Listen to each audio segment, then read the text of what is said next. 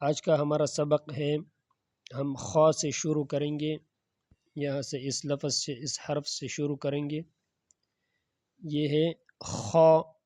خا اس کی شکل بھی جیم سے ملتا ہے، لیکن اس کے اوپر ایک نقطہ ہے۔ جب اس کے اوپر نقطہ آ جائے تو پھر ہم اس کو خا پڑھیں گے۔ پھر اس کے بعد ہے یہ والا دال، اس کو ذرا کھینچ کر پڑھیں گے، ٹھیک ہے۔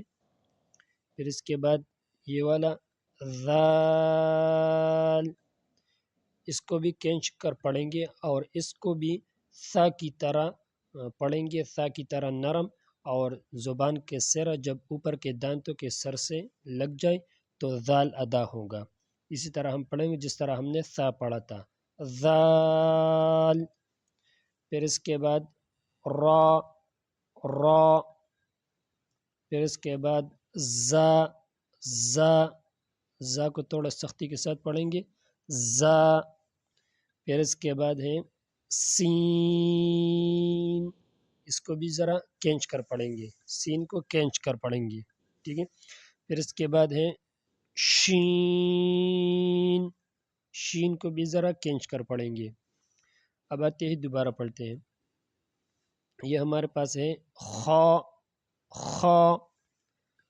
پھر اس کے بعد دال، پھر اس کے بعد ذال۔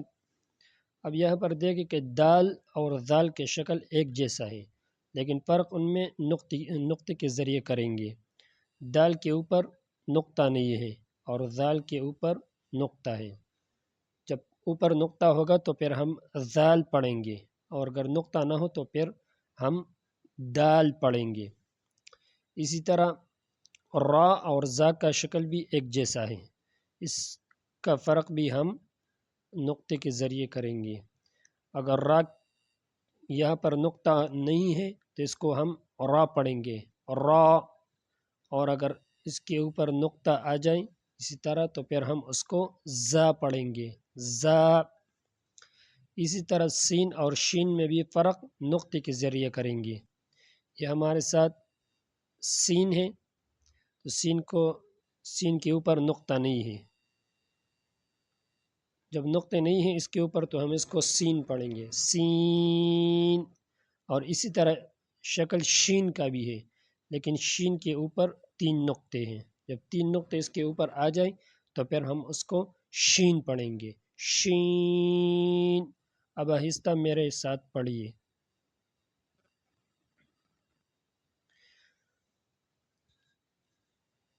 خا، خا،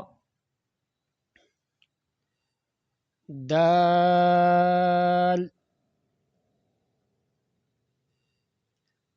ذال، را، زا، سین، شین۔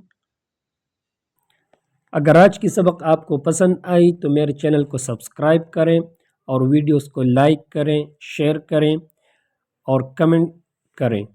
اگر آپ چاہتے ہیں کہ اسی طرح اور ویڈیوز بھی اپلوڈ ہوں تو کمنٹ میں اپنی رائے ضرور دیجیے اور ہمارے چینل کو سبسکرائب کریں۔